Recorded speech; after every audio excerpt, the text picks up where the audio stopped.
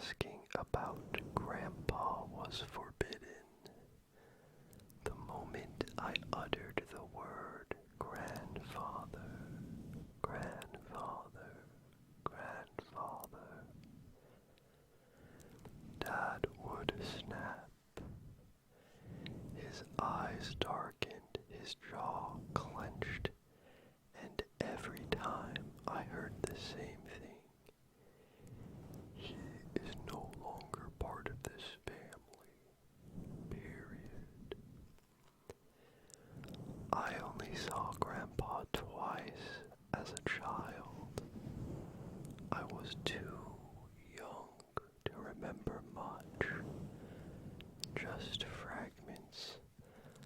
The smell of charred meat, smoke curling from his pipe bowl, and a silence that clung to the air like wet wool.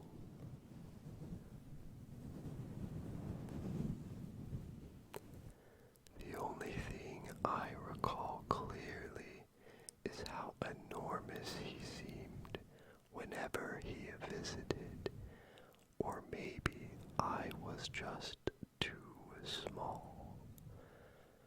Mom would pull me away quick and firm.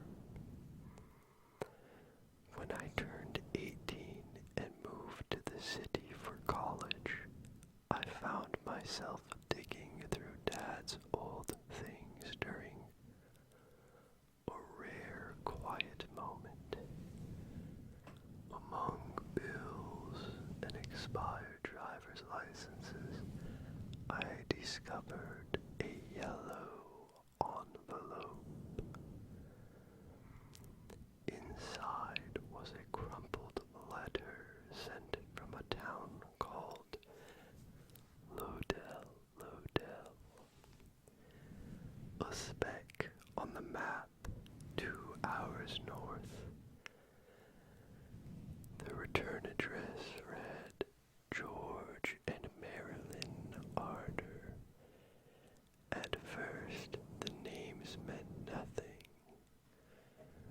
but George brought back the smell of smoke.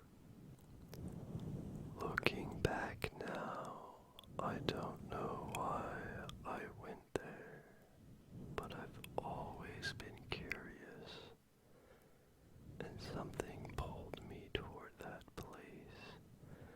Forbidden fruit is sweet, right? So, during break, I decided to meet my grandfather. I rehearsed questions, why he and Dad were estranged, what happened, but none of it would matter. Lodell was smaller than any town I'd seen. One gas station, one diner, one grocery store, and houses scattered along winding roads like fallen teeth. The last stretch from the bus stop I walked. At the end of a gravel path, framed by bare trees and silence, stood a red wooden house. He opened the door before I could knock. Good Lord Almighty, he boomed, grinning wide with crooked teeth. Look who it is, my favorite grandson. God, it's good to see you. Grandpa was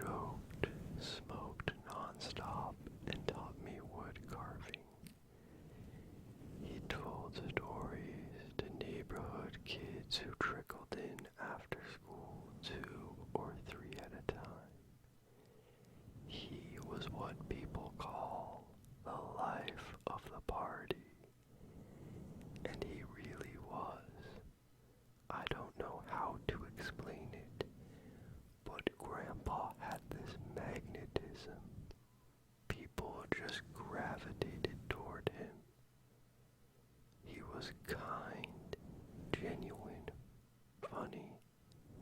His life stories were fascinating, and he clearly loved the attention, his pipe never leaving his mouth.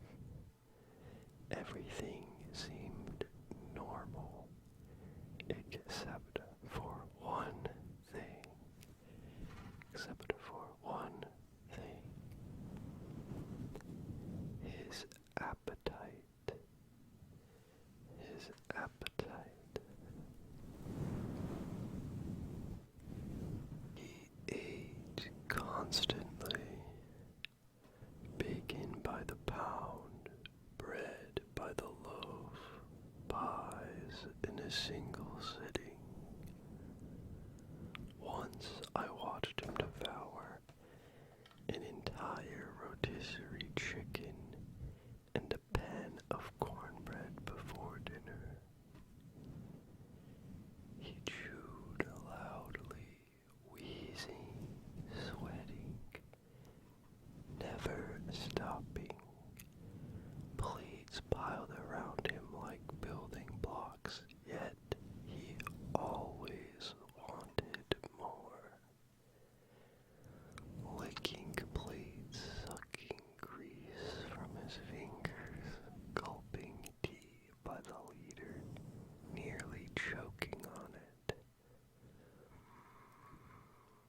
Grandma brought out plates piled with pork chops, sausages, whole chickens, gravy boats the size of bowls, and he inhaled it all, groaning with pleasure. His face gleamed with grease. He didn't chew so much as engulf, as if tasting was optional. "You always eat like this?" I asked half jokingly. He grunted around his pipe and patted his belly. "Big man needs big meals." I figured he just needed a lot of food, but not this much.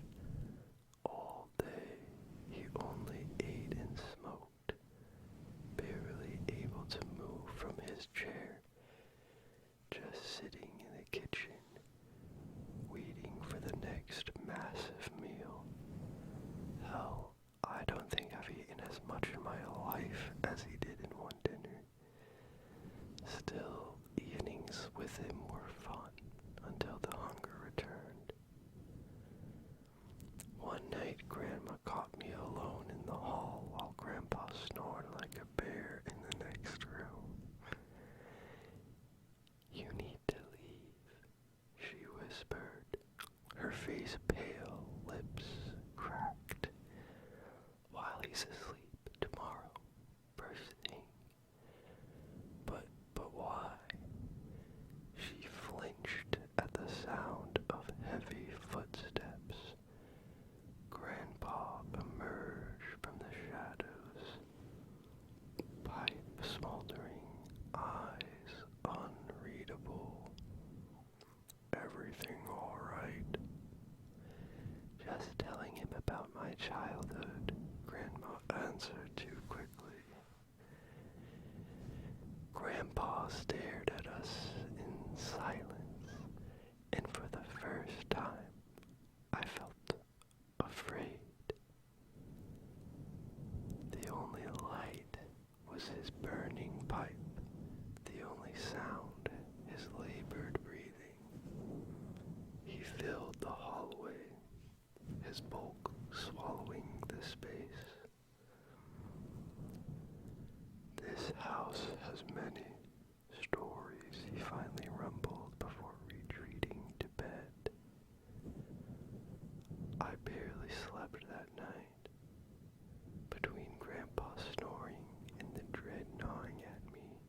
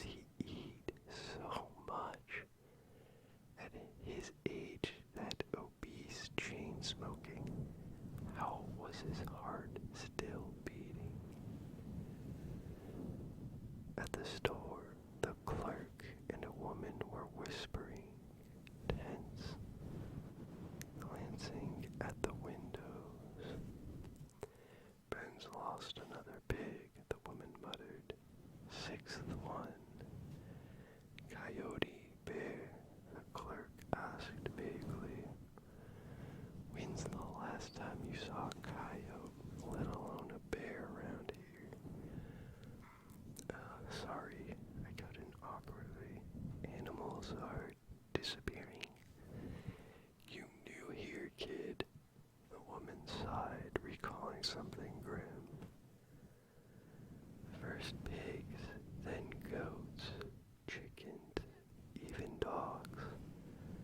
What's left is just bones, gnawed, split open like something sucked out the brains. But no one's seen an animal do it, no tracks, no blood. Suddenly I couldn't breathe. I was drenched in sweat. They didn't know what could do this, but I might. And Grandpa, he still laughed, smoked, told stories.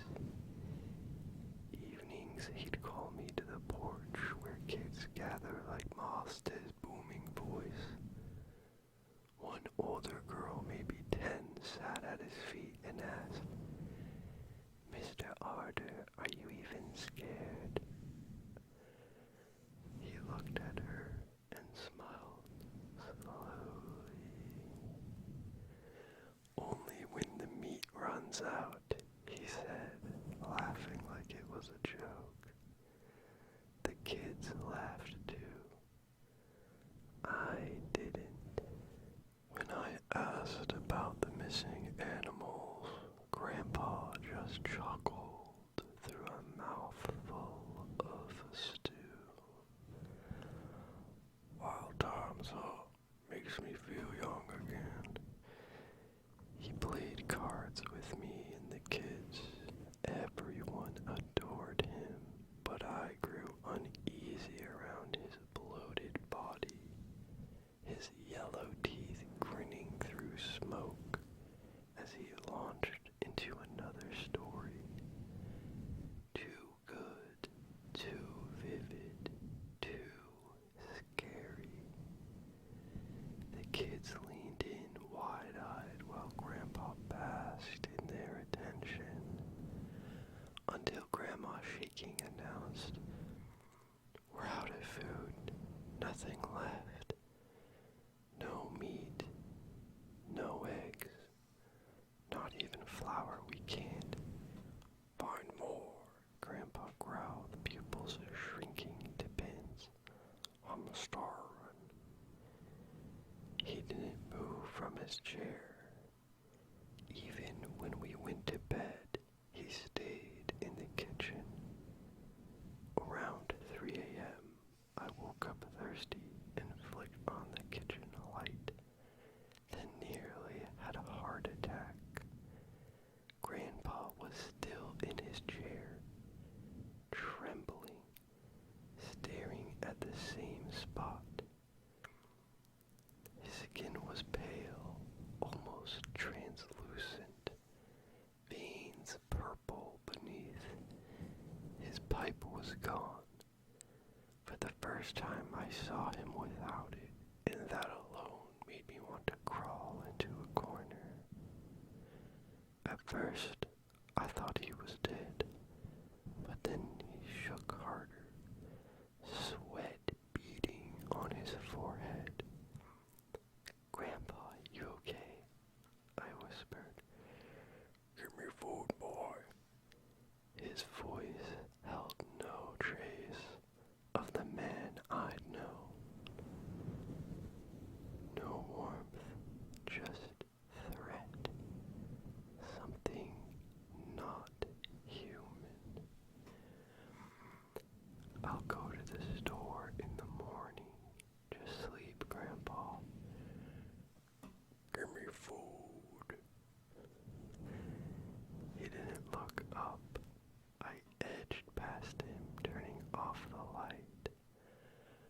All night, strange sounds came from below. Growls, wet slithering, the front door creaking. At dawn, Grandpa was gone, the door ajar.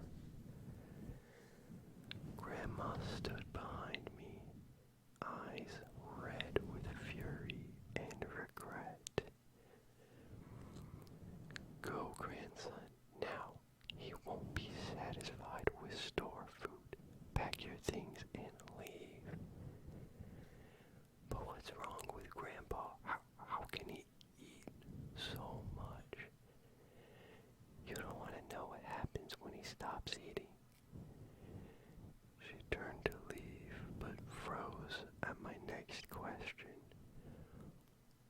why do you stay with him? If no one controls him, it gets much worse. That morning, the town buzzed with news. A boy had vanished overnight. Only bones were found, cleaned, not a scrap of meat left. No animal could have done that, and I knew exactly what could. I returned to the house. Grandpa sat on the porch, pipe in teeth, smoke wreathing his head. His shirt was stained worse than usual. He stared into nothing. "Boy," he rasped, voice thick with smoke, "fetch me something from the store." Something was off that morning. His posture too rigid, eyes glassy, lips cracked, skin pale and swollen like raw meat. I mumbled an excuse and went to pack. Then I heard them arguing. "The kids are coming tonight," he snarled. "They want stories." "No," Grandma said, "not this time. I'll call the police. You won't do shit." Then she screamed, not in fear, but rage. "I won't let you beat on them again." I backed away. I didn't want to know what that meant. Didn't want to see more. Dusk fell too fast. The kids arrived on foot, alone, drawn like moths. George waited on the porch, bloated, sweating, unable to rise. Blisters covered his hands, his jaw elongated. He still smiled, but not like before. Something inside him was pushing out. Grandma begged them to leave. "You don't understand," she wept. "This isn't a game. Go home." "Please, Mrs. Otter, just one story," the kids pleaded. "Get out now," she hissed. "Let 'em be." Grandpa's voice growled from behind, making everyone jump. "Kids want stories." He shut the door after them.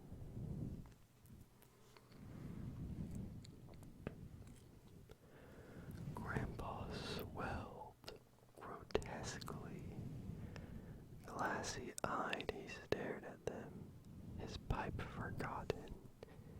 He didn't speak, couldn't stand. The kids giggled nervously in a semicircle. I watched helpless, knowing something terrible was coming. "Mr. Otter," one child said, "don't tell our parents we came, okay? They've banned us from going out, but we need your stories." "I won't tell," Grandpa gasped, clutching his chest. "Won't tell." Then I saw it. His shirt ripping, hands swelling.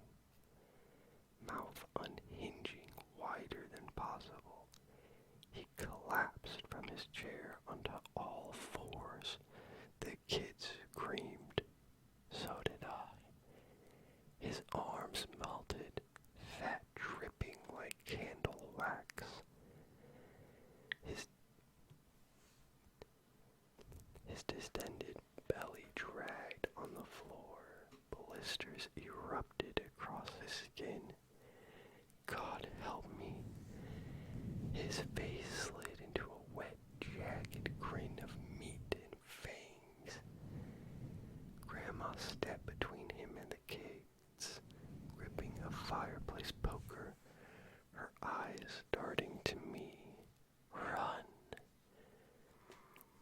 No more, George, she said. If you want me, take me. He didn't hesitate. One swift motion, her head vanished into his maw. The kids rushed the door, but it was locked. They pounded, shrieking. I stood frozen, praying this wasn't real, but it was. Grandpa, now a slithering mountain of hunger, gurgled, hissed, and dragged his bulk toward the children. I wish I could say I helped, but I couldn't. I vomited at the sounds, couldn't even look. Finally, I moved bolting to the attic, heart hammering. I stayed there, shaking, gasping, as the house filled with the sounds of slaughter, chewing, crunching bones. One voice, then another, and then silence. Sniffing, scratching. Something huge lumbered down the hall, snuffling, muttering. I pressed into the rafters, too afraid to cry. Hours stretched into centuries, then a wet, slurping voice. Boy, come back, feed your grandpa, I smell you. I buried myself in dust and shadows, praying to disappear. I stayed until the silence returned and dawn crept in. I crept downstairs, stepping over bones and blood. Grandpa was gone.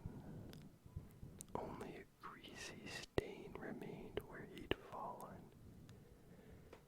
The house reeked of death. I vomited down my pants. Then I ran until the road turned to asphalt. Didn't stop even at headlights. I told no one, not the police, not the townsfolk. I don't know what happened after, where Grandpa went. I returned home, couldn't sleep, couldn't eat. I vomited, cried, had nightmares of that night. Months later at breakfast, I met Dad's eyes and asked, "Why didn't you tell me?" He stared into his coffee. "I hoped you never go there," he said softly. "You weren't supposed to know that address. Guess blood calls to blood." "What does that mean?" He looked up, eyes bitter. "You're not my son." Silence felt like snow. "I mean, you are my son. I raised you. I love you. But you're not mine. George brought you as a baby. Said he found you by the river. I didn't ask, didn't want to know, but your real parents, what happened to them?" He swallowed. "George got hungry. That's all you need to know." "And you, how did you live with him?" "We moved down to town, keeping him fed, but it was never enough. When I was 16, we settled in Lodell. A month later, he brought you. I escaped with you. He stayed for 18 years. live with that truth, try to forget, but some nights I wake tasting ash and smoke. I hear news reports, missing animals, missing people. I lock the windows. The guilt eats me alive. Those kids, I knew I could have stopped it, could have spoken up, but I was scared.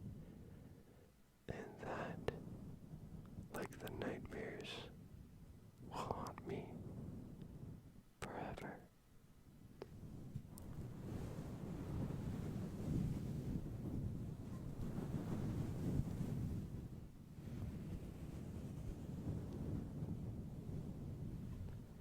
Wow, that was a really good story. Rather gruesome.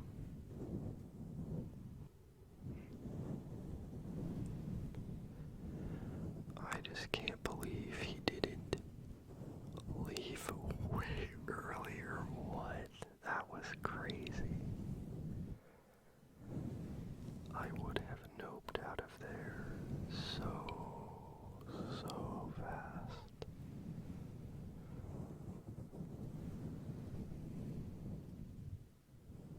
Very, very interesting story.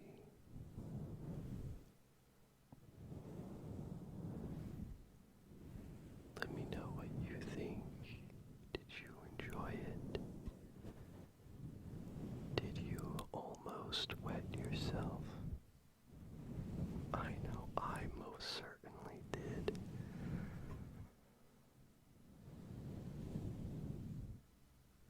Either way, I hope you've had a nice night, and I hope you don't have any nightmares of meat or disgusting snake-like creatures eating you. I actually had a really scary nightmare this morning where I was bleeding from my head, and I went in a mirror to look at it, and I had a hole about the size of, like almost as if somebody put their thumb straight into my skull, and blood just kept seeping out of it. I kept trying to apply pressure in different things, and finally at some point it stopped bleeding. But then it got worse when I took out the cloth I was using. A disgusting pinkish and white pus started oozing out at a rather rapid rate. It was extremely freaky. It didn't hurt, but it was most certainly scary. And really gross. So, if I had to suffer from this, so did you. Let that be a lesson. Never finish one of my videos. Just don't do